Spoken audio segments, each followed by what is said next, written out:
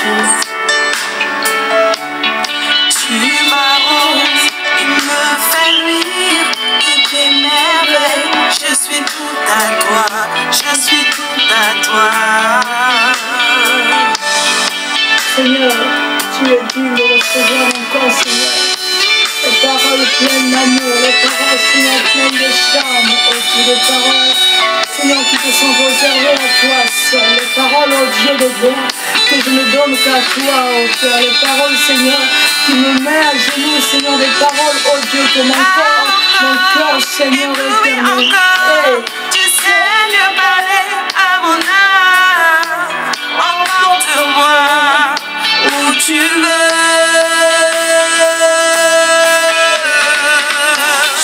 Seigneur, emporte là où tu veux.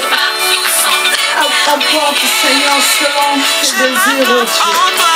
Éternel notre Dieu, je bénis ton nom, te rendant toute la gloire. Parce que tu es le véritable Dieu puissant, le Père, le Dieu qui nous aime, Seigneur, oh Dieu. Tu es tellement grand, tu es tellement riche, tu es tellement, Seigneur, notre Dieu. Oh Père, je me réjouis d'avoir cette richesse en toi, la richesse de te connaître, oh Dieu. Seigneur, je te remercie pour ce temps et je crois qu'une vie sera bénie, une vie, Seigneur, oh Dieu, sera, oh Dieu de gloire, oh construite, Seigneur, parce que tu es Dieu, Seigneur. Je bénis ton nom. Alléluia. Shalom, bien-aimés dans le Seigneur. Nous sommes ravis d'être là encore. Nous sommes dans la joie de se présenter devant vous pour apporter la parole de vie.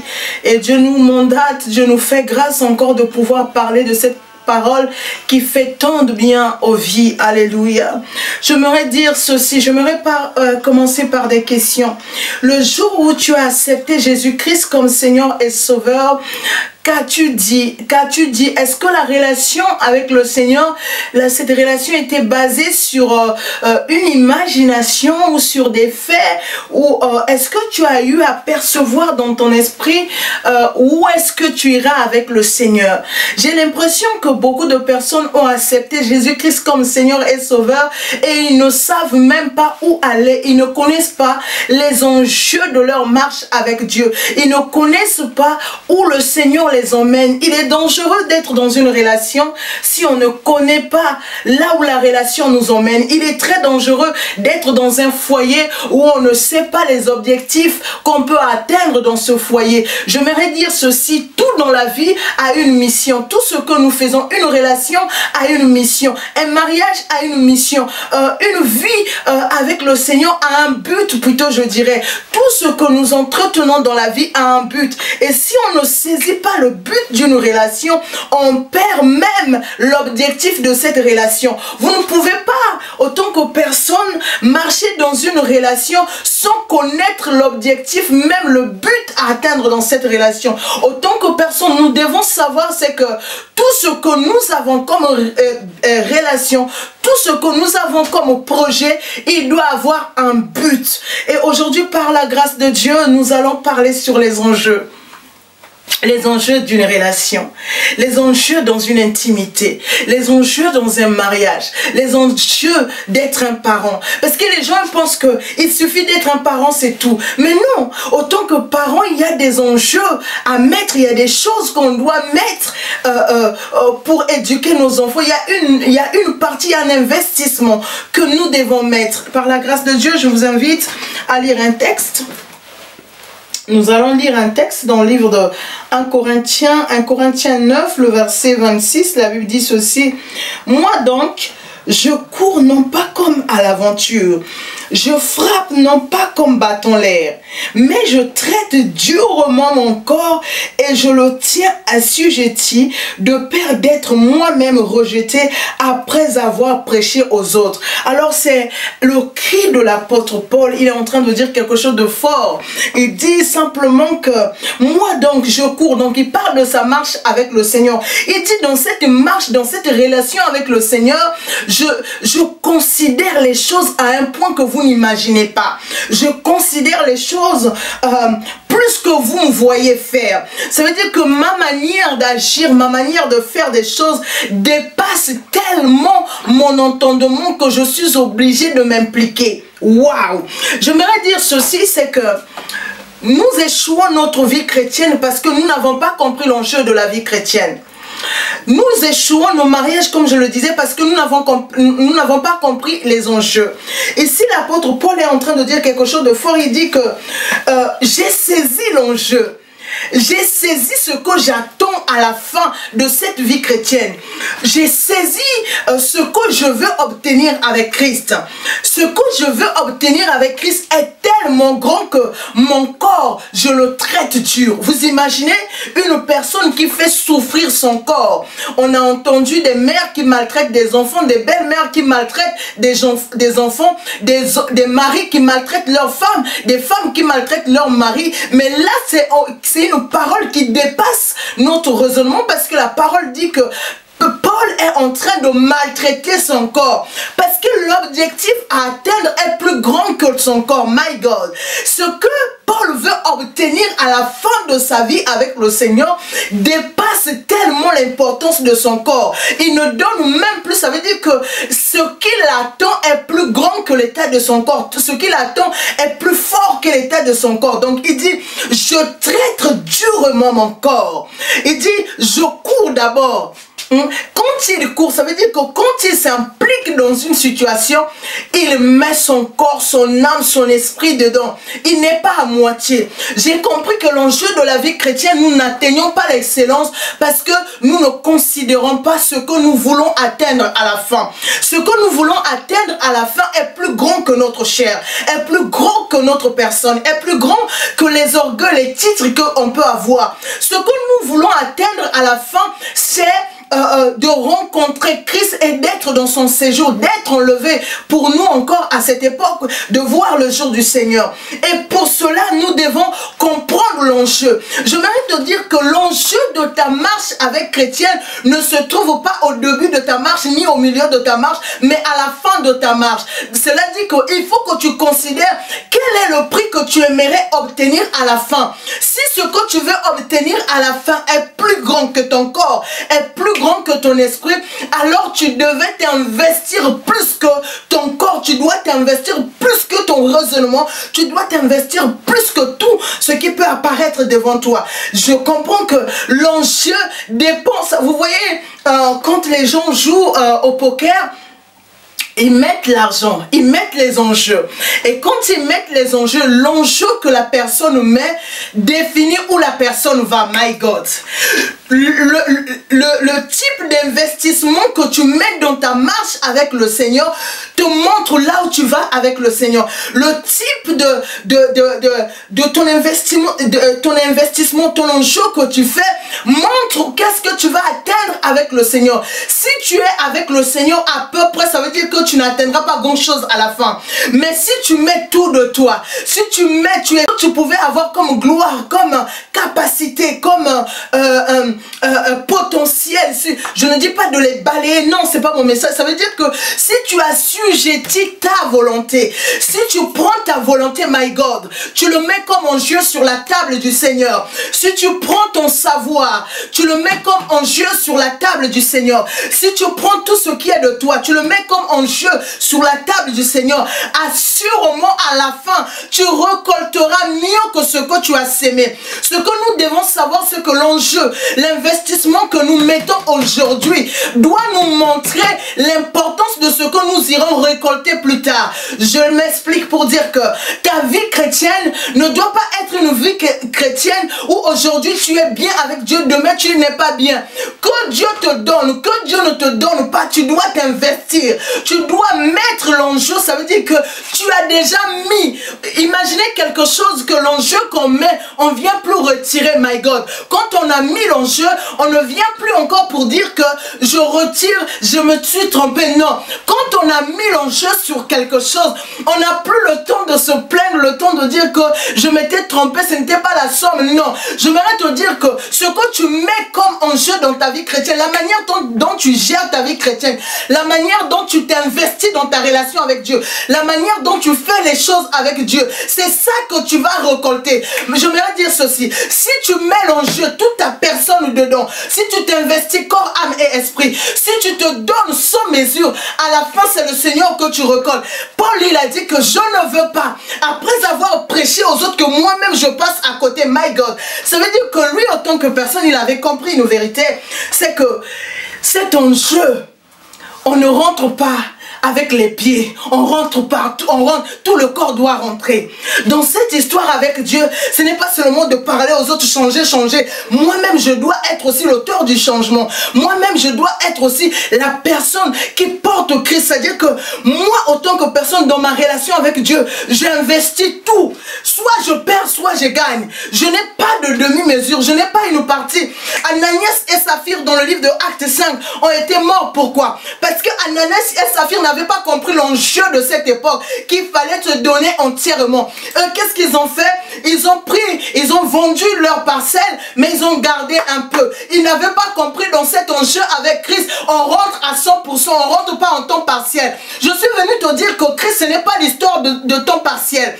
Christ, ce n'est pas l'histoire de je travaille aujourd'hui, demain je vais chez les marabouts, demain je vais chez Jésus, c'est soit Jésus, soit rien. Tu ne peux pas avoir une vie chrétienne où aujourd'hui tu as Christ, demain tu as les marabouts, après demain tu as les sorciers, après là-bas tu as les magiciens. Non, c'est soit Jésus, soit rien du tout. Si tu veux marcher avec Jésus, c'est tout de toi qui rentre en Christ. L'enjeu demande tout encore, my God. L'enjeu de cet investissement de ta marche chrétienne demande à ce que tu t'investisses entièrement, que tu te donnes corps, âme et esprit, que tu ne regardes pas ceci, cela, non, que tu te donnes. Ananias a perdu sa vie. Sa femme Saphira aussi a perdu sa vie parce qu'ils avaient minimisé l'enjeu. Je viens dire à un peuple, je viens dire à une personne que l'enjeu de cette marche chrétienne n'est pas à minimiser. Dans notre foi chrétienne, on ne minimise pas les choses. On ne fait pas les choses à demi-mesure. On fait les choses pleinement avec tout notre cœur. On s'investit. C'est l'enjeu. L'enjeu, c'est tout notre corps. L'enjeu, c'est l'être entier. C'est tout de nous. Ce n'est pas une partie de nous. C'est tout de nous ou rien.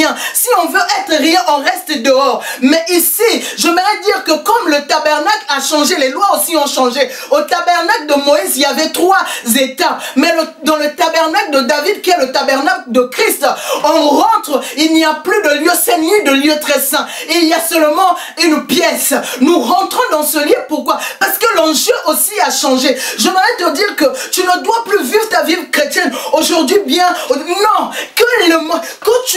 que tu aies des enfants, que tu n'aies pas des enfants, tu t'es déjà investi. Il n'y a pas de demi-mesure, il n'y a pas de retour en arrière possible. Je viens te dire qu'il n'y a pas de demi-mesure à mettre. Tu dois tout mettre sur la table avec le Seigneur, dans ta relation avec Dieu. Et pareil dans un mariage, on ne se marie pas pour laisser une partie de nous à la maison, dans sa famille. Non, on se marie en investissant à 100%. On se met dans un couple en se donnant entièrement. Et non à donner une partie, à laisser une partie. L'autre partie, tu le laisses pour qui? Qui va exploiter l'autre partie? Tout est exploité dans le mariage. Et non, tout est exploité dehors. Et aussi, autant que parent, tu dois faire la même chose. Dans l'éducation de tes enfants, c'est tout de toi. Et non une partie de toi. Si Dieu t'a donné 2 enfants, tu gardes l'autre partie pour quel enfant? Tu n'as que ces 2 enfants, donc investis-toi. Tu dois, autant que personne, te faire les choses. Quand tu fais les choses, souviens-toi de l'enjeu. L'enjeu est à 100%. Paul, il a dit, je cours. Il dit, je cours. Il dit, quand je frappe, mais c'est pas comme si je jouais. C'est pas comme si j'étais une personne qui prenait son plaisir à jouer. Non, je frappe, mais pas comme battant l'air. Parce qu'une personne qui bat de l'air ne donne pas toute sa force. Paul, il sait que même avec l'air, on met son investissement, on met toute sa force. Vous imaginez, quand je frappe l'air, ça veut dire que je mets mon poids comme si je frappais une personne. Vous imaginez cette mentalité? Alors je suis venu nous dire encore par la grâce de Dieu que l'enjeu dans notre marche chrétienne, c'est l'enjeu de la vie ou de la mort. C'est l'enjeu où à la fin, soit on récolte la vie, soit on récolte la mort. Et si tu ne veux pas récolter à la mort à la fin, il faut que tu travailles de sorte que dans ta relation avec Dieu, que tu sois à 100%, que ton enjeu, que ton investissement, que ta participation soit à 100% et non à demi-%. Il est temps où ton cœur, ta façon de faire avec le Seigneur, ta façon de marcher avec le Seigneur doit être une façon de faire à 100% et non à demi-%. C'est-à-dire j'aspire dans mon cœur d'être dans une génération où il y a tellement des amoureux de Dieu, où la présence de Dieu, que chacun met tellement du sien que quand on arrive dans un culte comme ça, on se rend compte que le culte est rempli parce que tous on s'est mis du 100% dans notre enjeu, dans la relation avec le Seigneur, et non des demi-mesures et non des demi-portions. Alléluia. Nous ne sommes pas là pour mettre l'autre partie. C'est notre Créateur, c'est lui qui nous a créés. Et s'il y a un investissement à faire, on se donne à 100%. Oh mon Dieu. On va encore relire ce texte parce que ce texte est fort. Il dit ceci: moi donc, je cours non pas comme à l'aventure. Beaucoup de gens sont à l'aventure avec le Seigneur. Beaucoup de gens ont cette aventure. La vie chrétienne est devenue leur aventure. Aujourd'hui, oh, pendant que tout va bien, je peux prier. Non, pendant que tout va mal plutôt, je prie, je viens à l'église, je cherche la faveur de Dieu. Ça, c'est les aventuriers. Les aventuriers, ce sont des genres de personnes, on les voit quand ils sont en souffrance. Quand on les voit dans le bonheur, on ne les voit pas. Quand tu as un bon travail, tu oublies que Dieu existe. Quand tu as un bon mariage, tu oublies, eh non, Dieu a dit prenez soin de vos maisons. Le même Dieu qui te dit de prendre soin de ta maison, c'est le même Dieu qui dit que l'Éternel est jaloux. Il s'appelle du nom de jaloux. Dieu ne veut pas qu'une personne prenne une place supérieure à sa place. Tu ne peux pas donner le trône de Dieu à un homme. Tu ne peux pas prendre là où Dieu siège et donner à ton fils de s'asseoir. Non, ce n'est pas possible. Ce n'est pas possible. Il y a tellement des aventuriers parce que les aventuriers ne connaissent pas l'enjeu. L'enjeu d'une personne, une personne qui a saisi l'enjeu, la personne ne regarde pas la saison. Qu'on soit en hiver, la personne est bien posée. Il sait que j'ai déjà mis du mien à l'intérieur. Je ne fais plus marche arrière.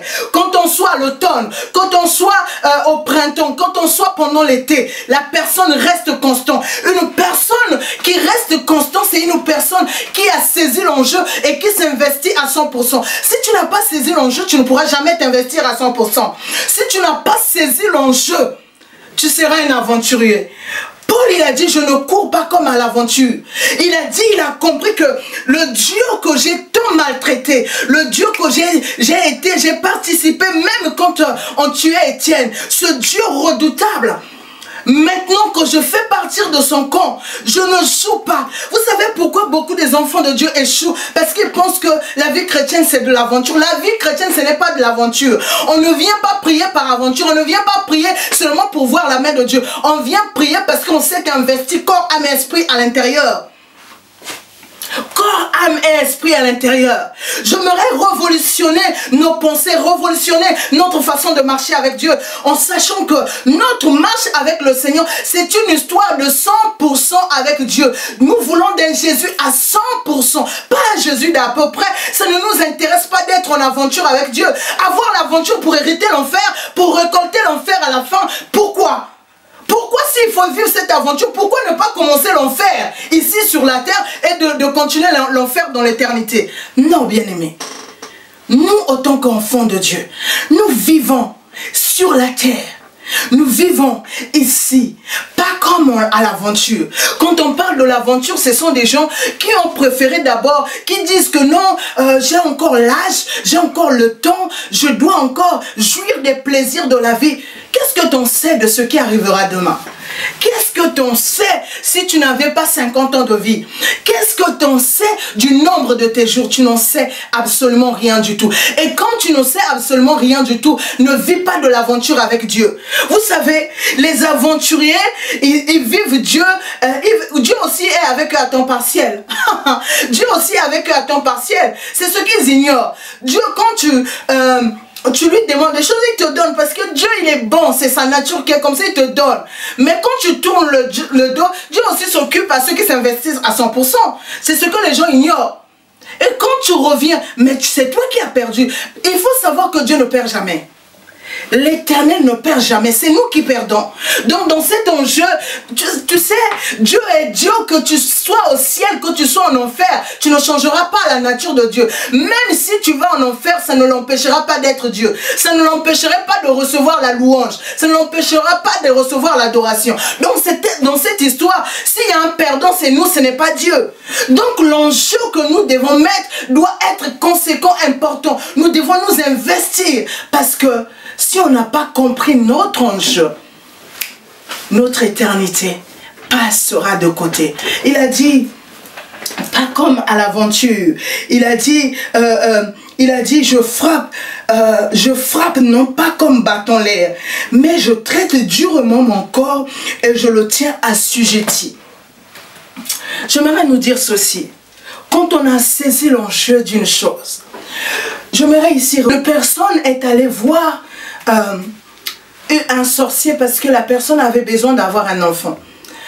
Et le sorcier lui a dit de faire telles incantations, d'aller à la mer et de crier, de demander telle chose et de voir telle chose. La personne a respecté à la lettre ce que le marabout ou le féticheur avait dit.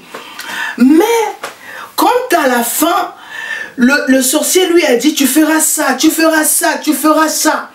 La personne a respecté tout ce que le féticheur avait dit. Mais à la fin, le problème c'est quoi? C'est que ce que la personne attendait comme une bénédiction est devenu une malédiction. La chose qu'elle était partie chercher, cette chose a commencé à la détruire elle, a commencé à détruire sa personne, à ôter la paix, à détruire tout ce qu'elle avait comme patrimoine, comme richesse. J'aimerais dire ceci, quand c'est le sorcier qui vous demande de respecter les principes, vous êtes les premiers à respecter les principes. Quand c'est les gens du science occulte, quand on vous demande des sacrifices, vous êtes les premiers à faire. Mais quand le Seigneur, le Dieu qui vous a créé pour votre bien et pour que vous soyez des personnes qui verront, qui résideront dans sa présence, vous êtes des incapables. Je n'ai jamais compris cette histoire.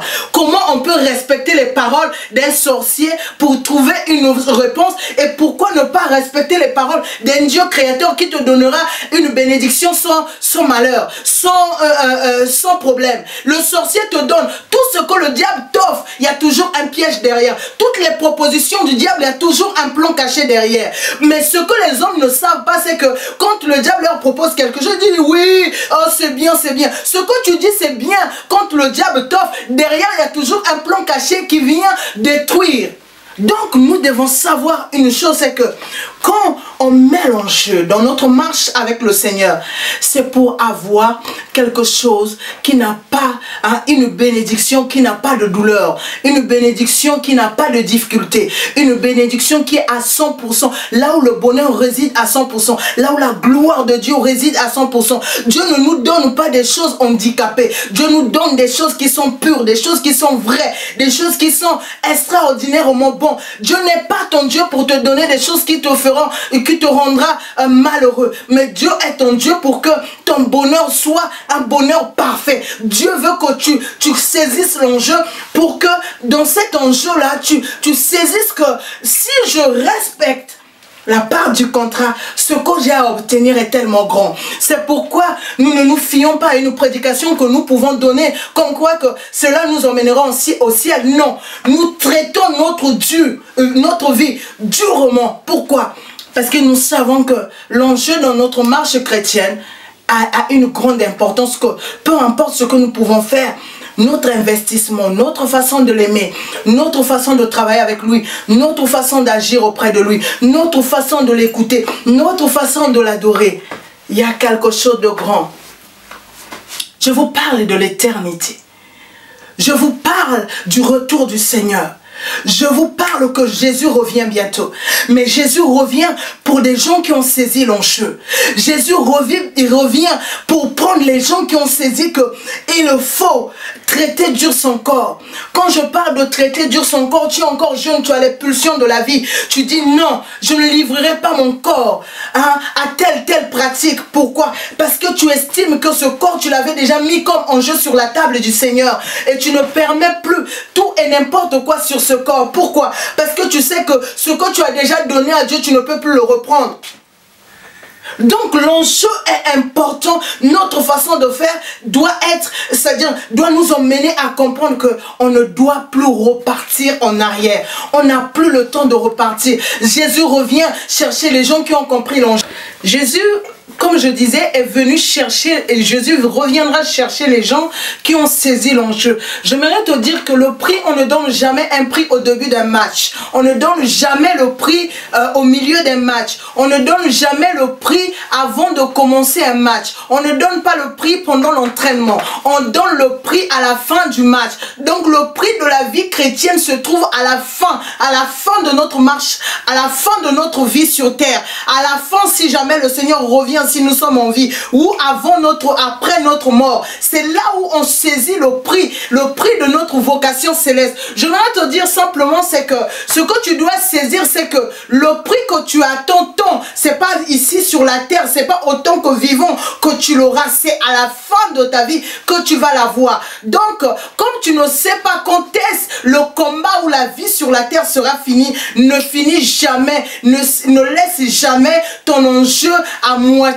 Donne-toi à 100% dans ta relation avec le Seigneur. Ne regarde ni à gauche ni à droite. Et des œillères de l'esprit, comme on met sur les chevaux. Et les œillères. Et ça va te permettre de quoi? D'aller jusqu'à la fin. De ne pas écouter, de ne pas être perturbé, mais de saisir la fin. Parce que quand tu finiras ta mission, il y aura une récompense. Soit tu gagnes la vie, soit tu gagnes la mort. Ce que tu aspires tant dans le Seigneur, ce qui est plus grand que les bénédictions que tu auras sur la terre, ce qui est plus grand que toutes sortes de richesses que la terre peut te donner, il y a quelque chose à la fin de ta marche. Ne sois pas une personne qui a prêché aux gens, qui a chanté à la multitude, qui a intercédé pour des milliers de personnes, qui a imploré, qui a fait tant de bien aux gens et pour hériter l'enfer. Ne fais pas tant de bien et que ta finalité soit l'enfer. Fais du bien pour que ta finalité soit le ciel,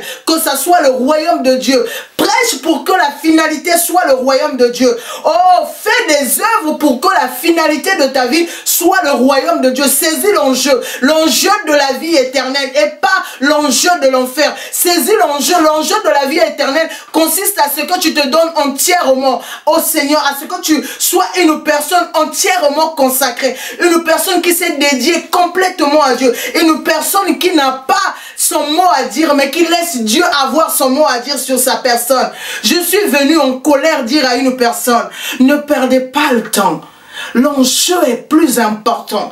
Nous ne savons pas ce qu'un jour peut enfanter, mais nous savons que si c'est la vie qu'un jour enfante ou si c'est la mort qu'un jour enfante, ce que nous voulons, c'est que nous avons pu offrir à Dieu notre être à 100%. Et non, Jésus a des 1000%. Nous voulons être des personnes qui donnent tout à Dieu, mais pas des gens qui jouent avec Dieu. C'est pourquoi je te prie, bien-aimé, je te prie, mon frère, ma soeur, à t'investir dans ta relation avec Dieu, à t'investir dans ta façon d'agir avec le Seigneur, à t'investir dans ta façon d'opérer avec le Seigneur, d'être une personne, quand tu fais des choses avec Dieu, mais que tu le fasses vraiment. Quand tu agis avec Dieu, mais que tu sois une personne, excusez-moi, une personne à 100%. Le Seigneur cherche la qualité. Le monde cherche la poubelle. Le monde cherche des gens qui... Le monde est trompeur, vous savez. Le monde te dit, ah oui, excusez-moi, on veut de la différence. On veut des gens qui ont quelque chose à dire. J'aimerais te dire que même si tu as quelque chose à dire, que les gens t'ont acclamé, mais si la chose n'a rien à voir avec Dieu, c'est l'enfer que tu vas hériter. Donc, saisis l'enjeu. L'enjeu de ta vie. Saisis. Saisis l'enjeu pour savoir une chose, c'est que la manière de marcher jour après jour doit t'emmener à comprendre qu'est-ce que tu as envie de gagner à la fin de ta vie. Que tes décisions t'emmènent à voir qu'est-ce que tu vas récolter à la fin. Ne pense pas seulement à ce que tu fais aujourd'hui, mais pense à chaque fois qu'est-ce que je vais récolter à la fin.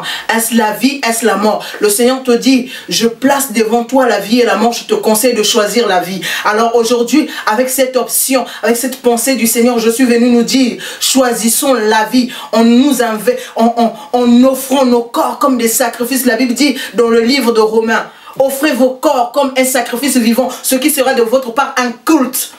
Mais vous voulez offrir à Dieu un culte, vous voulez un culte raisonnable. Vous voulez donner à Dieu toute la gloire qui lui est due. Ce que Dieu cherche, c'est que tu lui sois donné et non que tu donnes seulement les choses, mais que ton cœur, ton esprit, ton âme, ta façon d'agir soit complètement donnée à Dieu. Voilà le message que j'avais pour nous, les enjeux.